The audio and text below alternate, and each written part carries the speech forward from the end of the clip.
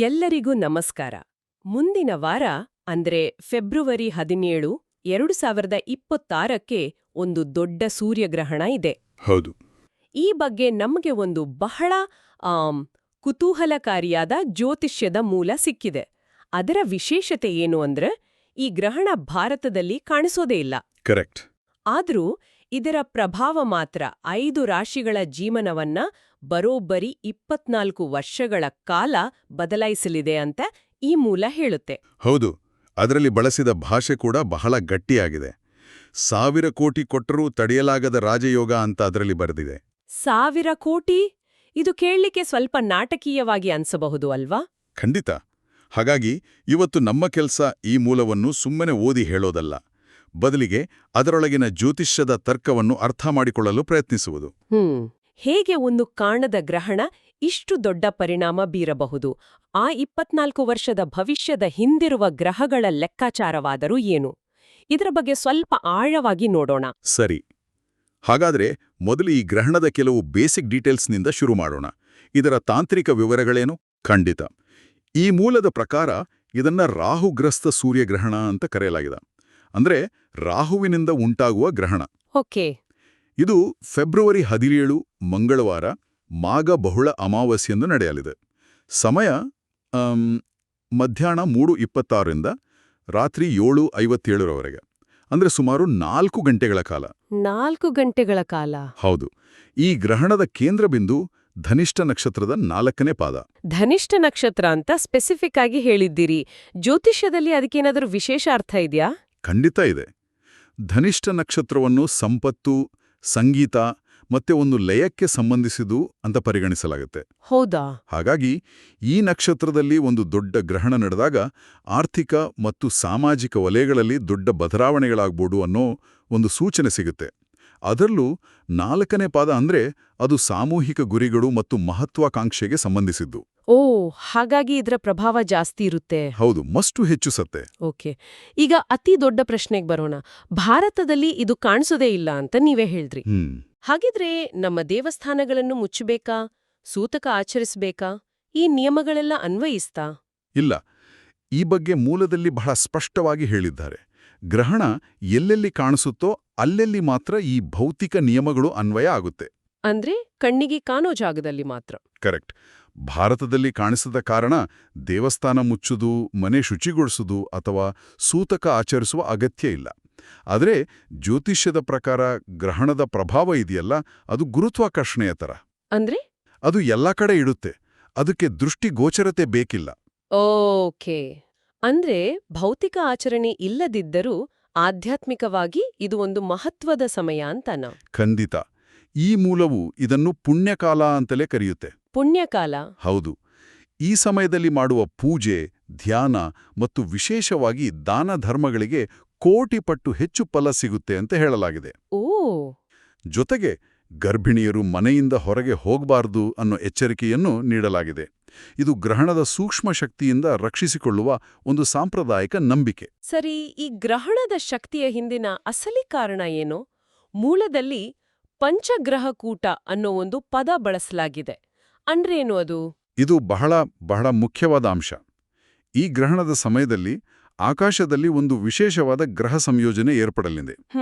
ಬುಧ, ಶುಕ್ರ, ರಾಹು, ರವಿ ಮತ್ತು ಚಂದ್ರ, ಈ 5 ಗ್ರಹಗಳು ಒಂದೇ ರಾಶಿಯಲ್ಲಿ ಒಟ್ಟಿಗೆ ಸೇರುತ್ತವೆ. 5 ಗ್ರಹಗಳು ಒಂದೇ ಕಡೆ? ಹೌದು.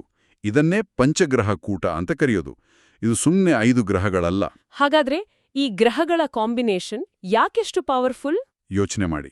ರವಿ ಅಂದ್ರೆ ಆತ್ಮ, ಚಂದ್ರ ಅಂದ್ರೆ ಮನಸ್ಸು. ಇವೆರಡು ಮೂಲಭೂತ ಶಕ್ತಿಗಳು. ಇವುಗಳ ಜೊತೆ ಬುಧ ಅಂದ್ರೆ ಬುದ್ಧಿ ಮತ್ತು ವ್ಯಾಪಾರ, ಶುಕ್ರ ಅಂದ್ರೆ ಹಣ ಮತ್ತು ಐಷಾರಾಮಿ, ಹಾಗೂ ರಾಹು ಅಂದ್ರೆ ಮಹತ್ವಾಕಾಂಕ್ಷೆ ಮತ್ತು ಭ್ರಮೆ. ವಾವ್! ಎಲ್ಲವೂ ಒಂದೇ ಕಡೆ? ಹೌದು. ಇವೆಲ್ಲವೂ ಒಂದೇ ಕಡೆ ಸೇರಿದಾಗ ಒಂದು ರೀತಿಯಲ್ಲಿ ಕಾಸ್ಮಿಕ್ ಎನರ್ಜಿ ಬಾಂಬ್ ಸ್ಫೋಟವಾದ ಹಾಗೆ. ಈ ಶಕ್ತಿಯುತ ಮಿಶ್ರಣವೇ ಆರ್ಥಿಕ ಮಾರುಕಟ್ಟೆಗಳ ಮೇಲೆ ದೊಡ್ಡ ಪರಿಣಾಮ ಬೀರುತ್ತೆ ಅಂತ ಮೂಲದಲ್ಲಿ ಸೂಚಿಸಲಾಗಿದೆ. ಓ, ಅದಕ್ಕೇನಾ ಚಿನ್ನ ಬೆಳ್ಳಿಯ ಬೆಲೆ ವಿಪರೀತವಾಗಿ ಹೆಚ್ಚಾಗುತ್ತೆ ಅಂತ ಹೇಳಿರೋದು? ಹೌದು. ಬುಧ ಮತ್ತು ಶುಕ್ರ ನೇರವಾಗಿ ಹಣಕಾಸಿಗೆ ಸಂಬಂಧಿಸಿದ ಗ್ರಹಗಳು. ರಾಹು ಇವುಗಳ ಪ್ರಭಾವವನ್ನು ಇದ್ದಕ್ಕಿದ್ದಂತೆ ಹೆಚ್ಚಿಸುತ್ತಾನೆ. ಓಕೆ. ಹಾಗಾಗಿ ಈ ಸಮಯದಲ್ಲಿ ಉಳಿತಾಯದ ಹಣದಲ್ಲಿ ಹೂಡಿಕೆ ಮಾಡುವುದು ಉತ್ತಮ, ಆದರೆ ಸಾಲ ಮಾಡಿ ಹೂಡಿಕೆ ಮಾಡುವುದು ಅಪಾಯಕಾರಿ ಅಂತ ಮೂಲದಲ್ಲಿ ಎಚ್ಚರಿಸಲಾಗಿದೆ. ಓಕೆ, ಈಗ ಎಲ್ಲರೂ ಕಾಯ್ತಿರೋ ವಿಷಯಕ್ಕೆ ಬರೋಣ. 24 ವರ್ಷಗಳ ರಾಜಯೋಗ. ಒಂದು 4 ಗಂಟೆಯ ಗ್ರಹಣ 24 ವರ್ಷಗಳ ಕಾಲ ಹೇಗೆ ಪ್ರಭಾವ ಬೀರಲು ಸಾಧ್ಯ? ಇದು ಜ್ಯೋತಿಷ್ಯದ ದೃಷ್ಟಿಯಿಂದ ಸ್ವಲ್ಪ ಅತಿಶಯೋಕ್ತಿ ಅನ್ಸಲ್ವಾ? ಖಂಡಿತ. ಇದು ಅಸಾಮಾನ್ಯವಾದ ಹೇಳಿಕೆ. ಸಾಮಾನ್ಯವಾಗಿ ಒಂದು ಗ್ರಹಣದ ಪ್ರಭಾವ ಕೆಲವು ತಿಂಗಳವರೆಗೆ ಇರುತ್ತೆ. ಹೌದು. ಆದರೆ ಈ ಮೂಲದ ವಾದವನ್ನು ನಾವು ವಿಶ್ಲೇಷಿಸುವುದಾದರೆ, ಈ ಗ್ರಹಣ ಒಂದು ದೊಡ್ಡ ಡೊಮಿನೋ ಎಫೆಕ್ಟ್ನ ಮೊದಲ ಕಲ್ಲು ಇದ್ದ ಹಾಗೆ. Domino effect? ಹೌದು. ಇದು ಶನಿ, ಗುರು, ರಾಹು, ಕೇತುಗಳಂತಹ ದೀರ್ಘಕಾಲದ ಗ್ರಹಗಳ ಚಲನೆಯಲ್ಲಿ ಒಂದು ಹೊಸ ಚಕ್ರವನ್ನು ಪ್ರಾರಂಭಿಸಬಹುದು. ಈ ಗ್ರಹಣ ಕೇವಲ ಒಂದು ಟ್ರಿಗರ್ ಪಾಯಿಂಟ್ ಆಗಿ ಕೆಲಸ ಮಾಡಿ ಮುಂದಿನ 24 ವರ್ಷಗಳ ಕಾಲ ನಡೆಯುವ ದೊಡ್ಡ ಬದಲಾವಣೆಗಳಿಗೆ ನಾಂದಿ ಹಾಡುತ್ತೆ ಅನ್ನೋದು ಇದರ ಹಿಂದಿನ ತರ್ಕವಾಗಿರಬಹುದು. ಇಂಟ್ರೆಸ್ಟಿಂಗ್. ಹಾಗಾದ್ರೆ ಆ ಅದೃಷ್ಟದ ಅಲೆಯಲ್ಲಿ ತೇಲಲಿರುವ ರಾಶಿಗಳು ಯಾವುವು? ಅವುಗಳ ಫಲಗಳನ್ನು ಒಂದೊಂದಾಗಿ ನೋಡುವ ಬದಲು ಅವುಗಳಿಗೆ ಸಿಗುವ ಫಲಗಳಲ್ಲಿ ಏನಾದರೂ ಸಾಮ್ಯತೆ ಇದೆಯಾ? ಒಳ್ಳೆ ಪಾಯಿಂಟ್. ನಾವು ಅವುಗಳನ್ನು ಗುಂಪು ಮಾಡಿ ನೋಡಬಹುದು. ಮೊದಲಿಗೆ ಅಗ್ನಿತತ್ವದ ರಾಶಿಗಳಾದ ಮೇಷ ಮತ್ತು ಧನುರಾಶಿ. ಸರಿ. ಈ ಮೂಲದ ಪ್ರಕಾರ ಇವರಿಬ್ಬರಿಗೂ ಧೈರ್ಯ, ನಾಯಕತ್ವ ಮತ್ತು ವೃತ್ತಿಜೀವನದಲ್ಲಿ ದೊಡ್ಡ ಯಶಸ್ಸು ಸಿಗಲಿದೆ. ಧನುರಾಶಿಯವರಿಗೆ ತಿರುಗು ಇಲ್ಲದ ರಾಜಯೋಗ ಅಂತ ಹೇಳಲಾಗಿದೆ. ತಿರುಗು ಇಲ್ಲದ ರಾಜಯೋಗ ಅಂದ್ರೆ ಅವರ ಧೈರ್ಯ ಮತ್ತು ಆತ್ಮವಿಶ್ವಾಸ ಉತ್ತುಂಗಕ್ಕೇರುತ್ತೆ. ದೂರ ಪ್ರಯಾಣಗಳಿಂದ ಯಶಸ್ಸು ಖಚಿತ. ಓಕೆ. ಮೇಷರಾಶಿಯವರಿಗೆ? ಮೇಷರಾಶಿಯವರಿಗೆ ಉದ್ಯೋಗದಲ್ಲಿ ಬಡ್ತಿ, ಸಂಬಳ ಹೆಚ್ಚಳ ಮತ್ತು ವ್ಯಾಪಾರದಲ್ಲಿ ಸ್ಥಿರತೆ ಸಿಗಲಿದೆ. ಇಬ್ಬರಿಗೂ ಇದು ಮುನ್ನುಗ್ಗುವ ಸಮಯ. ಅಂದ್ರೆ ಇವರಿಗೆಲ್ಲ ಆಕ್ಷನ್ ಓರಿಯೆಂಟೆಡ್ ಫಲಗಳು ಜಾಸ್ತಿ. ಹಾಗಾದ್ರೆ ಭೂಮಿ ತತ್ವದ ರಾಶಿಗಳ ಕಥೆ ಏನು? ಹೌದು. ಭೂಮಿ ತತ್ವದ ರಾಶಿಗಳಾದ ವೃಷಭ ಮತ್ತು ಕನ್ಯಾ ರಾಶಿಯವರಿಗೆ ಸ್ಥಿರತೆ ಮತ್ತು ಭೌತಿಕ ಸಂಪತ್ತು ವೃದ್ಧಿಯಾಗಲಿದೆ. ವೃಷಭ ರಾಶಿಯವರ ಬಗ್ಗೆ ಹೇಳುವಾಗ ಮುಟ್ಟಿದ್ದೆಲ್ಲ ಚಿನ್ನವಾಗುತ್ತದೆ ಅನ್ನೋ ಮಾತನ್ನು ಬಳಸಲಾಗಿದೆ. ವಾವ್. ಇದು ಕೇವಲ ಒಂದು ರೂಪಕವಲ್ಲ. ಅವರ ಮನಸ್ಸಿನ ಆಶೆಗಳು ಅಂದರೆ ಮನೋಭಿಷ್ಟಗಳು ಸುಲಭವಾಗಿ ಈಡೇರುತ್ತವೆ ಮತ್ತು ವ್ಯಾಪಾರದಲ್ಲಿ ದೊಡ್ಡ ಅಭಿವೃದ್ಧಿ ಕಾಣುತ್ತಾರೆ. ಸರಿ. ಕನ್ಯಾ ರಾಶಿಯವರಿಗೆ?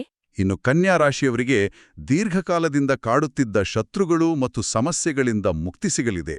ಮನೋಬಲ ಹೆಚ್ಚಾಗಿ ಮನೆಯಲ್ಲಿ ಶುಭ ಕಾರ್ಯಗಳು ನಡೆಯುವ ಸೂಚನೆ ಇದೆ. ಇವರಿಗೆಲ್ಲ ಏನಾದ್ರೂ ಪರಿಹಾರಗಳನ್ನು ಸೂಚಿಸಲಾಗಿದ್ಯಾ? ಹೌದು. ಈ 4 ರಾಶಿಯವರಿಗೂ ಒಂದು ಸಾಮಾನ್ಯ ಪರಿಹಾರವನ್ನು ಒತ್ತಿ ಹೇಳಲಾಗಿದೆ.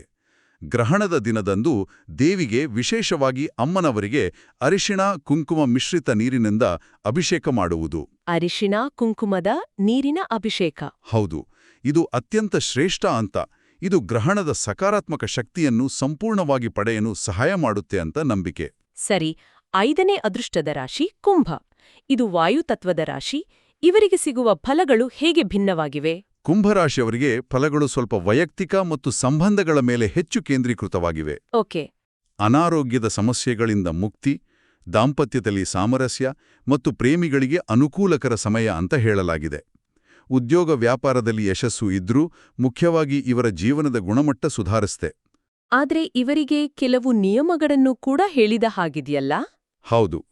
ಪಾಲಿಸಲು ಸೂಚಿಸಲಾಗಿದೆ. ಮಾಂಸಾಹಾರ ಸೇವಿಸಬಾರದು, ಕಪ್ಪು ಬಟ್ಟೆ ಧರಿಸಬಾರದು ಮತ್ತು ಗೋಧಿ ಅಥವಾ ಅಕ್ಕಿಯಂಥ ಧಾನ್ಯಗಳನ್ನು ದಾನ ಮಾಡಬೇಕು. ಯಾಕೆ ಇವರಿಗೆ ಮಾತ್ರ ಇಷ್ಟೊಂದು ನಿಯಮಗಳು? ಬಹುಶಃ ಕುಂಭರಾಶಿ ಶನಿಯ ಅಧಿಪತ್ಯದಲ್ಲಿರುವುದರಿಂದ ಈ ಗ್ರಹಣದ ಸಮಯದಲ್ಲಿ ಶನಿಯ ಪ್ರಭಾವವನ್ನು ಸಮತೋಲನದಲ್ಲಿಡಲು ಈ ನಿಯಮಗಳನ್ನು ಸೂಚಿಸಿರಬಹುದು. ಓ, ಶನಿ ದೋಷಕ್ಕೆ ಸಂಬಂಧಿಸಿದ್ದಾ? ಹೌದು. ಮೂಲದ ಪ್ರಕಾರ ಕಪ್ಪು ಎಳ್ಳನ್ನು ದಾನ ಮಾಡೋದ್ರಿಂದ ಶನಿದೋಷ ನಿವಾರಣೆಯಾಗುತ್ತೆ. ಓಕೆ. ಈ ಗ್ರಹಣದ ಶಕ್ತಿ ಎಷ್ಟು ಧ್ರುವೀಕರಣಗೊಂಡಿದೆ ಅಂದ್ರೆ ಕೆಲವರಿಗೆ ರಾಜಯೋಗ ಕೊಡುವಾಗ ಇನ್ನು ಕೆಲವರಿಗೆ ಎಚ್ಚರಿಕೆಯ ಗಂಟೆಯನ್ನೂ ಬಾರಿಸುತ್ತೆ. ಹಾಗಾದ್ರೆ ಜಾಗರೂಕರಾಗಿರಬೇಕಾದ ಆ 3 ರಾಶಿಗಳು ಯಾವುವು? ಹೌದು. ಮೊದಲನೇದಾಗಿ ಜಲತತ್ವದ ಮೀನರಾಶಿ. ಇವರಿಗೆ ವಿಪರೀತ ಖರ್ಚು ಮತ್ತು ಸಾಲದ ಬಾಧೆ ಎದುರಾಗಬಹುದು ಅಂತ ಹೇಳಲಾಗಿದೆ. ಅಂದ್ರೆ ಆರ್ಥಿಕ ಸಮಸ್ಯೆಗಳು? ಹೌದು.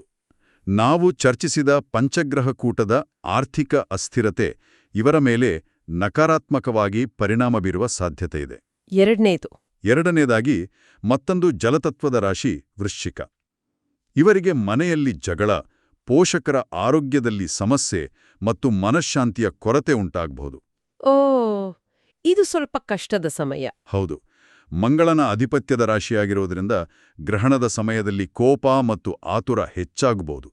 ಅದಕ್ಕೆ ವಾಹನ ಚಲಾಯಿಸುವಾಗ ಅಪಘಾತಗಳಾಗುವ ಸಾಧ್ಯತೆ ಬಗ್ಗೆ ವಿಶೇಷ ಎಚ್ಚರಿಕೆ ನೀಡಲಾಗಿದೆ. ಸರಿ, ಹೆಲ್ಮೆಟ್, ಸೀಟ್ ಬೆಲ್ಟ್ ಬಗ್ಗೆ ಹೇಳಲಾಗಿದೆ. ಹೌದು, ಕಡ್ಡಾಯವಾಗಿ ಬಳಸಿ, ಶಾಂತವಾಗಿರಿ ಅಂತ ಮೂಲದಲ್ಲಿ ಹೇಳಲಾಗಿದೆ. ಇದು ಜ್ಯೋತಿಷ್ಯದ ಒಂದು ಕ್ಲಾಸಿಕ್ ಎಚ್ಚರಿಕೆ. ನಿಜ, ಮಂಗಳನ ರಾಶಿಗಳಿಗೆ ಗ್ರಹಣದ ಸಮಯದಲ್ಲಿ ಈ ರೀತಿಯ ಸಲಹೆ ನೀಡುವುದು ಸಾಮಾನ್ಯ. ಹೌದು. ಇನ್ನು ಮೂರನೆಯ ರಾಶಿ ಕರ್ಕಾಟಕ. ಇದೂ ಕೂಡ ಜಲತತ್ವದ ರಾಶಿ. ಇವರಿಗೆ ಅನಾರೋಗ್ಯ ಮತ್ತು ಮಾನಸಿಕ ಹೊಡೆತಗಳು ಹೆಚ್ಚಾಗ್ಬೋದು. ಮಾನಸಿಕ ಹೊಡೆತಗಳು? ಹೌದು. ವಿಶೇಷವಾಗಿ ಇವರ ಜಾತಕದ ಅಷ್ಟಮ ಸ್ಥಾನದಲ್ಲಿ ಗ್ರಹಣ ನಡೆಯೋದ್ರಿಂದ ತಮಗೆ ಸಂಬಂಧವೇ ಇಲ್ಲದ ಸಮಸ್ಯೆಗಳು ಮೈಮೇಲೆ ಬರುವ ಅಪಾಯವಿದೆ. ಅಷ್ಟಮ ಸ್ಥಾನ ಅಂದ್ರೆ ಏನು? ಸ್ವಲ್ಪ ಸರಳವಾಗಿ ಹೇಳ್ಬೋದಾ? ಅಷ್ಟಮ ಸ್ಥಾನ ಅಂದ್ರೆ 8ನೇ ಮನೆ. ಜ್ಯೋತಿಷ್ಯದಲ್ಲಿ ಇದನ್ನು ಹಠಾತ್ ಬದಲಾವಣೆಗಳು, ಅಡೆತಡೆಗಳು ಮತ್ತು ಗುಪ್ತ ಸಮಸ್ಯೆಗಳ ಸ್ಥಾನ ಅಂತ ಪರಿಗಣಿಸಲಾಗುತ್ತೆ. ಓಕೆ. ಹಾಗಾಗಿ ಈ ಸ್ಥಾನದಲ್ಲಿ ಗ್ರಹಣ ನಡೆದಾಗ ಅನಿರೀಕ್ಷಿತ ತೊಂದರೆಗಳು ಬರಬಹುದು ಅಂತ ನಂಬಲಾಗತ್ತೆ. ಅದಕ್ಕಾಗಿಯೇ ಹೊರಗಿನವರು ಕೊಟ್ಟ ಆಹಾರ ತಿನ್ಬಾರ್ದು, ಬೇರೆಯವರ ವಿಷಯದಲ್ಲಿ ತಲೆ ಹಾಕ್ಬಾರ್ದು, ಮತ್ತು ಯಾರಿಗೂ ಶ್ಯೂರಿಟಿ ಸಹಿ ಹಾಕ್ಬಾರ್ದು ಅಂತ ಕೂಡ ಹೇಳಿದೆ. ಕರೆಕ್ಟ್. ಈ ಎಚ್ಚರಿಕೆಗಳು ಅಕ್ಷರಶಃ ಪಾಲಿಸ್ಬೇಕಾದದ್ದಾ ಅಥವಾ ಇದು ಅಪಾಯಕಾರಿ ಕಮಿಟ್ಮೆಂಟ್ಗಳಿಂದ ದೂರವಿರಿ ಅನ್ನೋ ಒಂದು ರೂಪಕನ? ಬಹುಶಃ ಎರಡೂ ಇರಬಹುದು. ಜ್ಯೋತಿಷ್ಯದ ಸಲಹೆಗಳನ್ನು ನಾವು ಯಾವಾಗ್ಲೂ ಅದರ ಹಿಂದಿನ ತತ್ವದೊಂದಿಗೆ ಅರ್ಥ ಮಾಡ್ಕೊಳ್ಬೇಕು. ಇಲ್ಲಿ ಮುಖ್ಯವಾಗಿ ಹೇಳ್ತಿರುವುದು, ಈ ಸಮಯದಲ್ಲಿ ನೀವು ಬಹಳ ದುರ್ಬಲರಾಗಿರ್ತೀರಿ, ಹಾಗಾಗಿ ಯಾವುದೇ ರೀತಿಯ ರಿಸ್ಕ್ ತೆಕ್ಕೊಳ್ಬೇಡಿ ಅನ್ನೋದು. ಅರ್ಥವಾಯ್ತು. ಹಾಗಾದ್ರೆ ತುಲಾ, ಸಿಂಹ, ಮಕರ ರಾಶಿಯವರ ಕಥೆ ಏನು? ಅವರ ಬಗ್ಗೆ ಏನೂ ಹೇಳಿಲ್ವಾ? ಹೇಳಲಾಗಿದೆ, ಈ ಉಳಿದ ರಾಶಿಗಳಿಗೆ ಗ್ರಹಣದ ಪ್ರಭಾವ ಸಮ ಆಗಿರುತ್ತೆ, ಅಂದ್ರೆ ಸಮತೋಲನದಲ್ಲಿರುತ್ತೆ. ಸಮ ಅಂದ್ರೆ? ತೀವ್ರವಾಗಿರುವುದಿಲ್ಲ. ಓಕೆ. ಈ ಇಡೀ ಗ್ರಹಣದ ಪ್ರಭಾವ ಅಂದ್ರೆ ಈ ಒಳ್ಳೆಯ ಮತ್ತು ಕೆಟ್ಟ ಪರಿಣಾಮಗಳ ತೀವ್ರತೆ ಎಷ್ಟು ದಿನ ಇರುತ್ತೆ? 24 ವರ್ಷಗಳ ರಾಜಯೋಗದ ಹೊರತಾಗಿ ತಕ್ಷಣದ ಪರಿಣಾಮಗಳ ಬಗ್ಗೆ ಏನಾದ್ರೂ ಮಾಹಿತಿ ಇದೆಯಾ? ಇದೆ. ಮೂಲದ ಪ್ರಕಾರ ಈ ಗ್ರಹಣದ ತಕ್ಷಣದ ಪ್ರಭಾವ ಸುಮಾರು 45 ದಿನಗಳವರೆಗೆ, ಅಂದ್ರೆ ಚೈತ್ರ ಪೂರ್ಣಮಿವರೆಗೆ ಇರುತ್ತೆ. 45 ದಿನಗಳು? ಹೌದು. ಈ 45 ದಿನಗಳು ಬಹಳ ನಿರ್ಣಾಯಕ. ಈ ಸಮಯದಲ್ಲಿ ತೆಗೆದುಕೊಳ್ಳುವ ನಿರ್ಧಾರಗಳು ಮತ್ತು ಮಾಡುವ ಪರಿಹಾರಗಳು ದೀರ್ಘಕಾಲದ ಪರಿಣಾಮ ಬೀರ್ತವೆ. ಸರಿ. ಹಾಗಾದ್ರೆ ಇವತ್ತಿನ ಈ ಚರ್ಚೆಯನ್ನ ಒಟ್ಟುಗೂಡಿಸೋದಾದ್ರೆ, ಫೆಬ್ರವರಿ 17ರಂದು ನಡೆಯಲಿರುವ ಈ ಸೂರ್ಯಗ್ರಹಣ ಭಾರತದಲ್ಲಿ ಕಾಣಿಸದಿದ್ರೂ ಜ್ಯೋತಿಷ್ಯದ ದೃಷ್ಟಿಯಿಂದ ಒಂದು ದೊಡ್ಡ ಘಟನೆ. ಹೌದು. ಇದರ ಕೇಂದ್ರದಲ್ಲಿ ಪಂಚಗ್ರಹ ಕೂಟವಿದ್ದು, ಇದು ಆರ್ಥಿಕ ಮತ್ತು ವೈಯಕ್ತಿಕ ಮಟ್ಟದಲ್ಲಿ ದೊಡ್ಡ ಬದಲಾವಣೆಗಳನ್ನ ತರಲಿದೆ. ಖಂಡಿತ. ವಿಶೇಷವಾಗಿ ಧನು, ಮೇಷ, ವೃಷಭ, ಕನ್ಯಾ ಮತ್ತು ಕುಂಭರಾಶಿಗಳಿಗೆ ಇದು ಒಂದು ಹೊಸ ಅದೃಷ್ಟದ ಅಧ್ಯಾಯವನ್ನು ಶುರು ಮಾಡಲಿದೆ ಅಂತ ಈ ಮೂಲ ಬಲವಾಗಿ ಪ್ರತಿಪಾದಿಸುತ್ತೆ. ಅದೇ ಸಮಯದಲ್ಲಿ ಮೀನ, ವೃಶ್ಚಿಕ ಮತ್ತು ಕರ್ಕಾಟಕ ರಾಶಿಯವರು ಸ್ವಲ್ಪ ಜಾಗರೂಕರಾಗಿರಬೇಕು. ಹೌದು. ಅವರು ಸೂಚಿಸಿದ ಪರಿಹಾರಗಳನ್ನು ಪಾಲಿಸುವುದು ಬಹಳ ಮುಖ್ಯ. ನಿಮ್ಮ ಅಂತಿಮ ಮಾತುಗರು? ಈ ಮೂಲದಲ್ಲಿ ಒಂದು ವಿಷಯವನ್ನು ಪದೇ ಪದೇ ಒತ್ತಿ ಹೇಳಲಾಗಿದೆ. ಅದು ದಾನದ ಮಹತ್ವ. ಗ್ರಹಣದ ದಿನದಂದು ಮಾಡುವ ದಾನ, ಪೂಜೆ ಮತ್ತು ಅಭಿಷೇಕಗಳಿಗೆ, ಅದರಲ್ಲೂ ಅರಿಶಿಣ ಕುಂಕುಮ ನೀರಿನ ಅಭಿಷೇಕಕ್ಕೆ ಕೋಟಿಪಟ್ಟು ಹೆಚ್ಚು ಪುಣ್ಯ ಲಭಿಸುತ್ತದೆ. ಇದು ಹಿಂದಿನ ಜನ್ಮದ ಪಾಪಗಳು, ಶನಿದೋಷ, ನಾಗಸರ್ಪದೋಷಗಳಂತಹ ಸಮಸ್ಯೆಗಳನ್ನು ನಿವಾರಿಸಲು ಒಂದು ಸುವರ್ಣಾವಕಾಶ ಅಂತ ಇದರಲ್ಲಿ ವಿವರಿಸಲಾಗಿದೆ. ಖಂಡಿತ. ಈ ಆಳವಾದ ಚರ್ಚೆಯ ಕೊನೆಯಲ್ಲಿ ಕೇಳುಗರಿಗೆ ಯೋಚಿಸಲು ಒಂದು ಪ್ರಶ್ನೆಯನ್ನು ಬಿಟ್ಟು ಹೋಗೋಣ. ಹೇಳಿ. ಈ ಮೂಲದಲ್ಲಿ ಕೆಲವರಿಗೆ ಬರುವ ಅದೃಷ್ಟವನ್ನು 1000 ಕೋಟಿ ಕೊಟ್ರೂ ತಡೆಯಲು ಸಾಧ್ಯವಿಲ್ಲ ಅಂತ ಹೇಳಲಾಗಿದೆ. ಇದು ವಿಧಿ ಮತ್ತು ನಮ್ಮ ಪ್ರಯತ್ನದ ನಡುವಿನ ಸಂಬಂಧದ ಬಗ್ಗೆ ಒಂದು ದೊಡ್ಡ ಪ್ರಶ್ನೆಯನ್ನು ಹುಟ್ಟುಹಾಕುತ್ತೆ, ಅಲ್ವಾ? ಹೌದು, ಹೌದು.